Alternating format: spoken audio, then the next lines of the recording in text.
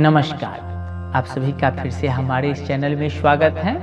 और आज हम बात करेंगे तुलसी का पौधे के विषय में, क्योंकि बहुत सारे लोग हमसे सवाल किए, हमसे पूछे हैं, पंडित जी हमें बताइए जो कौन सा ऐसा विशेष प्रयोग है जो कि तुलसी के पत्ता से हम कर सकें और उस प्रयोग को करके मनोवांछित फल को पा सकें।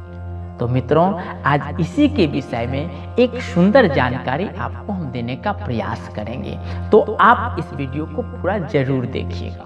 देखिए, तुलसी का पौधा हर किसी के यहाँ होना चाहिए, क्योंकि तुलसी पवित्रता का प्रतीक मानी जाती है। तुलसी अपने घर में लगाने से कई तरह के लाभ अपने को देखने को मिल जाता है। अगर मान लीजिए तुलसी का पौधा हम अपने यहाँ ला करके लगावें तो कहा जाता है जो लक्ष्मी हम पर में बहुत ही प्रसन्न होती है। तुलसी का पौधा रहने से लक्ष्मी जी की कृपा की प्राप्ति हमें होती है, हमारा धन दौलत में वृद्धि होता है। तो इस कारण से भी कई सारे लोग जो हैं तुलसी का पौधा अपने यहाँ ला करके लगाते हैं। अगर हम वास्तु के हिसाब से बात करें तो भी अपने घर प्रांगण में तुलसी का पौधा लगाना चाहिए, क्योंकि वास्तु का कई दोष ऐसे हैं जो कि वास्तु यंत्र स्थापित करने से या वास्तु पूजन कराने से भी वो दोष समाप्त नहीं होता, लेकिन तुलसी का पौधा लगा लेने मात्र से वो दोष स्वतः ही समाप्त हो जाता है।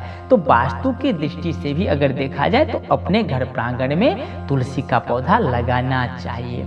अगर हम तंत्र शास्त्र का बात करेंगे तो तंत्र शास्त्रों में भी कई जगह तुलसी के पौधा का प्रयोग के बारे में, लगाने के विषय में जिक्र किया गया है। अगर हम अपने यहाँ तुलसी का पौधा लगाते हैं तो हमारे इर्द गिर्द जो एक नकारात्मक ऊर्जा घूमता रहता है उसका नाश हो जाता है। तो नकारात्मक ऊर्जा को हटाने के लिए, एक सकारात्मक ऊर्जा को लाने के लिए ये तुलसी का पौधा काफ़ी अहम भूमिका निभाता है। अपने यहाँ अगर हम तुलसी का पौधा लगा लेंगे, श्रद्धा, विश्वास, प्रेम, भक्ति के साथ में उनमें हम जल अर्पित करेंगे, यानी तुलसी के पौधा में जल अर्पित करेंगे, तुलसी पौधा का पूजन करेंगे, तो वैभवता का कमी नहीं रहेगा। क्योंकि वैभवता को बढ़ाने के लिए, दरिद्रता को नाश करने के लिए तुलसी पौधा का पूजन सबसे श्रेष्ठ माना जाता है और बहुत ही उत्तम माना जाता है। तो आप जो है अपने यहाँ तुलसी का पौधा जरूर लाइए, लगाइए। अब हम बात कर लेते हैं जो कि तुलसी के पत्ता से कौन सा ऐसा विशेष प्रयोग करें जो कि मनोकामना को सिद्ध कर सकता है। मान लीजिए किसी के घर में या आपके घर में बच्चा पढ़ता न हो, बच्चा पढ़ने में मन न लगाता हो, खेल कूद में अधिक मन लगाता हो, या उसका याददाश्त का कुछ प्रॉब्लम आ गया हो, तो ये प्रयोग बहुत ही अच्छा प्रयोग है। इसको आप करके जरूर ही एक बार देखिएगा, आजमा करके जरूर देखिएगा। अपने घर में श्री कृष्ण भगवान का एक प्रतिमा स्थापित कर लीजिए। श्री कृष्ण भगवान का प्रतिमा स्थापित कर सकते, या उनके जो बाल स्वरूप लड्डू गोपाल हैं वो प्रतिमा भी स्थापित कर सकते। अगर प्रतिमा नहीं है या आप नहीं स्थापन करना चाहते हैं तो अगर कृष्ण भगवान का तस्वीर भी हो तो भी आप ये प्रयोग को कर सकते हैं। तुलसी का पत्ता कुछ मात्रा में तोड़ करके अपने पास में रख लीजिए। कुछ गिनती के साथ में रखेंगे तो कहा जाता है कम से कम जो है 108 पत्ता होना चाहिए और अधिक से अधिक जो है 1100 पत्ता होना चाहिए। इस चीज को अपना ध्यान में आप रखेंगे।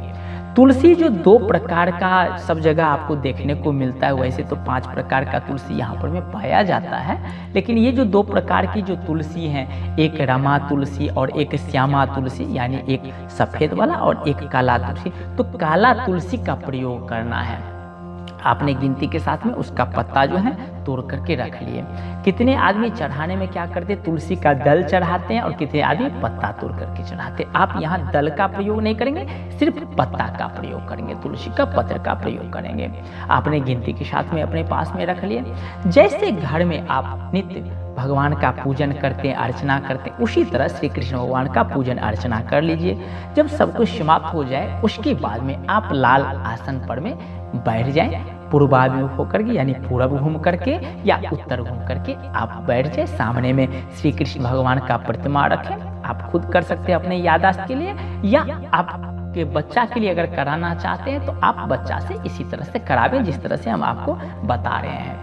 तो आप जो है श्री कृष्ण भगवान के तरफ घूम करके आप बैठ जाए, सामने सिंहासन पर में उनका मूर्ति को स्थापन कर दें। उसके बाद में एक मंत्र है, इस मंत्र से एक एक तुलसी पत्ता जो है आप उठावे और श्री कृष्ण भगवान के ऊपर में चढ़ाते चले। मंत्र क्या रहेगा? मंत्र ये रहेगा, ओम क्लीं बुद्धि देहि यशो देहि कवित्वं देहि देहि में मूढ़त्वं हरे में कृष्ण त्राहि माम शरणागतम। इस मंत्र को आप जरूर ही करके एक बार देखिए। अगर हो सके तो इस वीडियो को रोक करके इस मंत्र को आप लिख लीजिए और फिर इस मंत्र का प्रयोग आप करेंगे।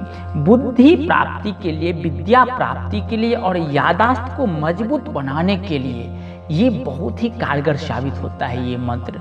और इसमें तो कोई विशेष खर्चा की भी बात नहीं है, विशेष समय भी आपको नहीं गंवाना पड़ेगा। तो आप इस प्रकार से करेंगे। कितना दिन करना है? तो आप इसको जो है कम से कम 43 डेज करेंगे, यानी 43 दिन तक करेंगे। अधिक आपका जितना दिन मन करे आप कर सकते हैं। कब से आरंभ करना चाहिए? तो किसी भी महीना के शुक्ल पक्ष से आप आरंभ करें और गुरुवार से आरंभ करना बहुत ही अच्छा माना जाता है। तो इस प्रकार से आप एक बार आजमा करके जरूर देखिए। दूसरा विशेष प्रयोग क्या है? दूसरा विशेष प्रयोग है लक्ष्मी प्राप्ति के लिए, धन संपदा बढ़ाने के लिए, वैभवता को बढ़ाने के लिए। ये भी उपाय बहुत ही अच्छा उपाय है जो अभी हम आपको बता रहे हैं। दूसरा प्रयोग के बारे में बहुत ही अच्छा चीज़ है, बहुत सारे लोग इसको करते भी हैं और हम भी कुछ दिन करके इसको देखे थे, बहुत ही अच्छा हमें अनुभूति हुआ। तो आप इसको जरूर ही एक बार ट्रायल करके देखें ये क्या करना है और किस प्रकार से करना है।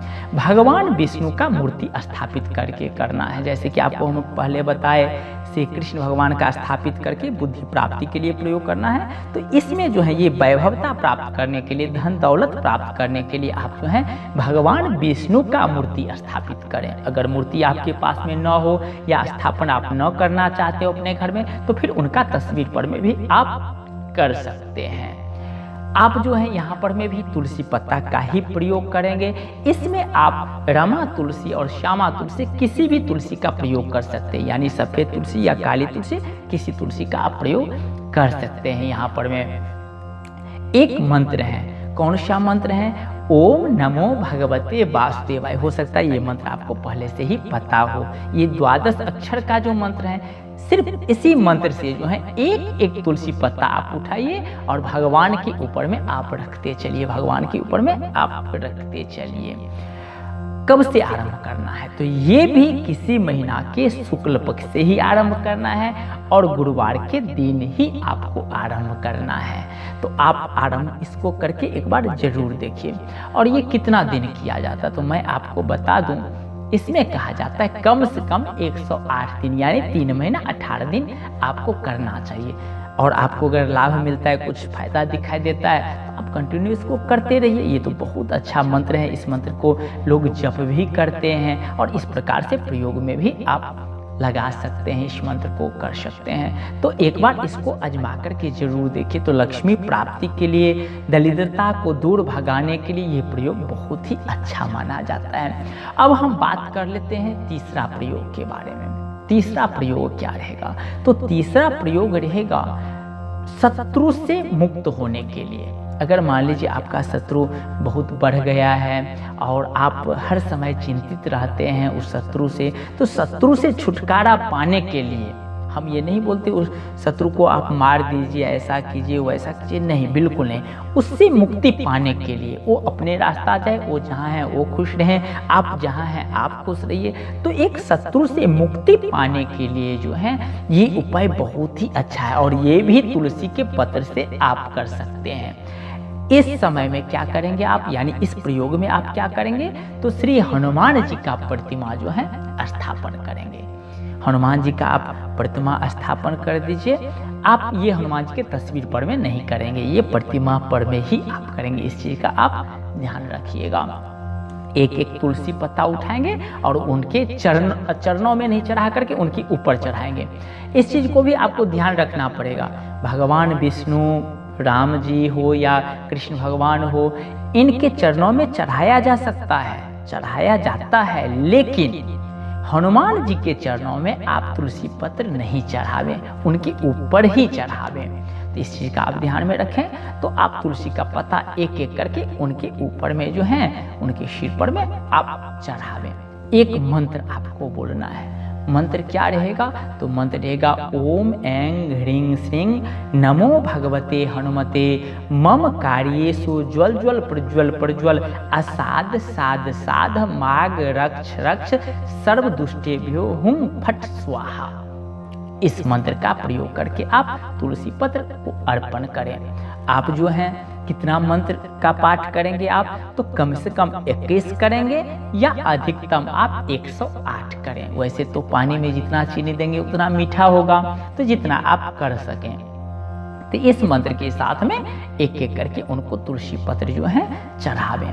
अपने मनोकामना को आप जाहिर करें उनके पास में। आप ये प्रयोग करने से पहले भी एक बार जाहिर कर दें और फिर प्रयोग समाप्ति के बाद में भी आप अपने मनोकामना को श्री हनुमान जी से बतावें और इस प्रयोग को करें। इस प्रयोग को किसी भी शुक्ल पक्ष के मंगलवार को आरंभ करना चाहिए, ये आप ध्यान में रखें। और इसका कोई लिमिट नहीं है जो कितना दिन होना चाहिए, जितना दिन आपका मन करे आप कर सकते हैं। कुछ दिन आप करेंगे तो देखेंगे आपको अच्छा रिजल्ट देखने को मिलेगा। तो मन करे तो आप आगे तक बढ़ाइएगा, नहीं तो फिर वहीं तक आप रहने दीजिएगा। ये जो 2-3 प्रयोग जो आपको बताए ना, बहुत ही अच्छा प्रयोग है और इसको आप अगर करेंगे तो निश्चय ही आपका मनोरथ सिद्ध होगा। जो कामना के साथ में इसको करेंगे वो कामना आपका जरूर ही सिद्ध हो जाएगा। तो आप इसको जरूर ही एक बार अपना करके देखिए। तो आज के लिए मित्रों इतना ही, और आपको यह वीडियो देखने के लिए बहुत बहुत धन्यवाद और आपका दिन शुभ मंगलमय हो।